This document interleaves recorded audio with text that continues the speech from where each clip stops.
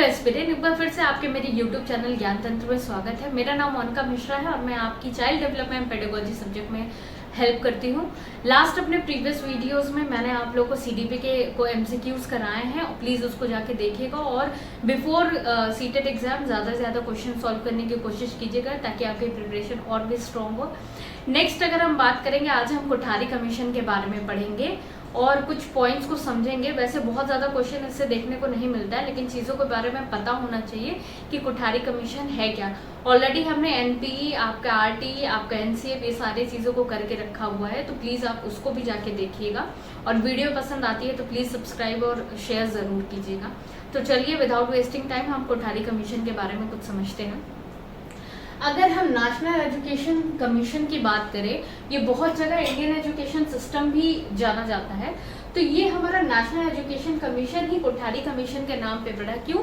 क्योंकि इसके जो चेयरमैन थे वो डीएस कोठारी थे। आपको पता है जो भी फेमस चीज़ होती है उसके नाम पे ही चीज़ें पड़ी जाती है, इसीलिए इसको बाद में ये कोठारी कमीशन के नाम पे फेमस हुआ।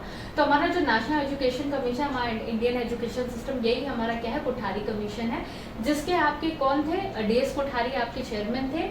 इनका जो कार्यकाल था वो 1964 से 66 ये इस कमीशन का काम था। और ये कमीशन बनी कब थी? 14 जुलाई 1964 को बनी थी।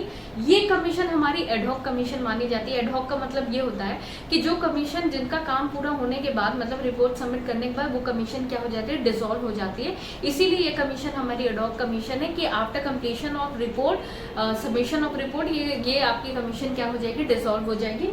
नेक्स्ट अगर हम बात करेंगे, इसके जो चेयरमैन, ये हमारे जो चेयरमैन है वो ये चेयरमैन ऑफ यूजीसी भी हैं, यूनिवर्सिटी ग्रांट कमीशन के चेयरमैन भी रहे थे। नेक्स्ट अगर हम इस कमीशन के बारे में बात करें तो ये कमीशन हमारा आफ्टर पोस्ट इंडिपेंडेंस के बाद का 6th कमीशन है। लेकिन हमारा पहला ऐसा कमीशन ये बना जो इंडियन एजुकेशन सिस्टम के बारे में बात करता है कि हमारी इंडियन एजुकेशन सिस्टम में क्या कमियां हैं, उसको कैसे कैटर करना है, इसकी बात करता है। तो ये हमारा पहला कमीशन है, लेकिन आफ्टर पोस्ट इंडिपेंडेंस ये हमारा 6th कमीशन है। नेक्स्ट यहाँ पे देखिए, हम इन्होंने जो रिपोर्ट सबमिट की थी, वो अपनी रिपोर्ट इन्होंने 29 जून 1966 को अपनी रिपोर्ट सबमिट की थी, फाइनल रिपोर्ट। और रिपोर्ट किसको सबमिट की थी? To the ministry of education, MC चांगला।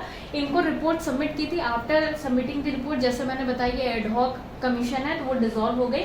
नेक्स्ट अगर हम बात करें कि इसमें कितने मेंबर्स थे, तो इसमें 17 मेंबर्स थे, जिसमें से 5 हमारे आउट ऑफ कंट्री थे।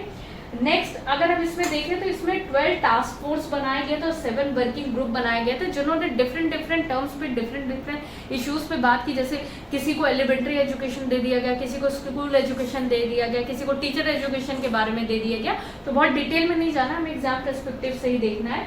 तो इसमें 12 टास्क फोर्स बने, 7 वर्किंग ग्रुप बना और आपके 17 मेंबर थे। नेक्स्ट इस जो ये कमीशन है, इन्होंने 9000 पीपल्स का इंटरव्यू लिया। उसके बाद एक फाइनल रिपोर्ट आपकी क्या बनी, और इस रिपोर्ट का टाइटल क्या था आपके, एजुकेशन एंड नेशनल डेवलपमेंट। ये कुछ इंट्रोडक्टरी चीजें हैं जो आपको कोठारी कमीशन के बारे में पता होनी चाहिए कि कब बनी थी, कितने मेंबर्स थे, कब डिसॉल्व हुई, कौन सा कमीशन है, एडहॉक कमीशन है, कौन सा कमीशन, इन सब चीज़ों के बारे में पता होना चाहिए। नेक्स्ट हम इसके बारे में डिस्कस करेंगे कि इन्होंने क्या चीज़ अपने रिपोर्ट में शामिल की, जैसे कि 3 लैंग्वेज फॉर्मूला की बात की, एजुकेशन रिकंस्ट्रक्शन की बात की। तो इसके बारे में अब हम इसके डिस्कस करते हैं आगे और चीज़ों को समझते हैं। इंपॉर्टेंट पॉइंट्स को देखते हैं जो हमारे कोठारी कमीशन ने दिया था। सबसे पहले देखिए, 3 लैंग्वेज फॉर्मूला की बात की थी, हमारे कोठारी कमीशन ने बात की थी, जिसमें ये बताया था कि बच्चा फ्री होता है अपनी रीजनल लैंग्वेज में बात करने के लिए, पढ़ने के लिए, हिंदी और इंग्लिश। मतलब ये 3 लैंग्वेजेस में बच्चा क्या होता है, बच्चे को क्या करना चाहिए, हमें सिखाना चाहिए। जैसे हमारा जो न्यू एजुकेशन पॉलिसी है उसने ये भी कर दिया है कि ग्रेड 5 तक बच्चे को अधिकार है कि वो अपने रीजनल लैंग्वेज में भाई बातचीत कर सके और चीज़ों को समझ सके, रीजनल लैंग्वेज का ज़्यादा से ज़्यादा यूज़ कर सके। और इसको बढ़ा के 6 to 8 क्लास से भी तक भी किया जा रहा है।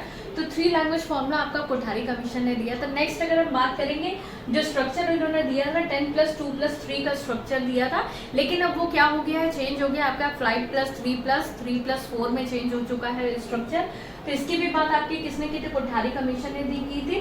देन अगर हम बात करेंगे कि एजुकेशनल रिकंस्ट्रक्शन की बात की थी, जब किसी चीज़ को बनाते हैं वो आपका कंस्ट्रक्शन होता है, लेकिन रिकंस्ट्रक्शन मतलब कि हमें क्या करना है, हमें अपने एजुकेशन सिस्टम को पूरी तरीके से चेंज करना है। कहीं ना कहीं वो टीचर सेंटर्ड से आपका चाइल्ड सेंटर्ड और बहुत सारी चीज़ों को हमें मेथड्स को, पढ़ाने के तरीकों को, हर एक चीज को चेंज करना है। बच्चों को फ्री एजुकेशन देनी है, बच्चों को क्वालिटी एजुकेशन देनी है, ताकि बच्चे का जो होलिस्टिक डेवलपमेंट हो सके, उनका सर्वांगीण विकास हो सके, उस चीज को फोकस करना है। तो ये कुछ इंपॉर्टेंट पॉइंट्स थे जो कोठारी कमीशन से बहुत इंपॉर्टेंट है और जो पूछे जा सकते हैं, और इसीलिए आप लोग को पता होना चाहिए। एग्जाम पर्सपेक्टिव से जो इम्पोर्टेंट था वो मैंने करा दिया, बहुत डिटेल में नहीं जाना है, हर एक पॉइंट में, हर एक पॉइंट्स में नहीं जाना है, जो इम्पोर्टेंट था वो करा दिए, शॉर्ट डिस्क्रिप्शन दे दिया है।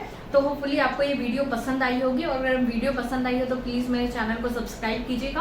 और भी हम टॉपिक्स को छोटे छोटे शॉर्ट ट्रिक्स में या छोटे छोटे समरी में हम करेंगे, और अपने आप रिवीजन कर सकते हो। जो मेरी रिक्वेस्ट बस इतनी सी है कि वो वीडियो पसंद आती है तो प्लीज़ मेरे चैनल को लाइक शेयर सब्सक्राइब जरूर कीजिएगा, और बेल आइकन को प्रेस करना मत पूछिएगा। कोई भी कंफ्यूजन हो तो प्लीज़ मुझे कमेंट सेक्शन में कमेंट आप कर सकते हो। Thank you so much.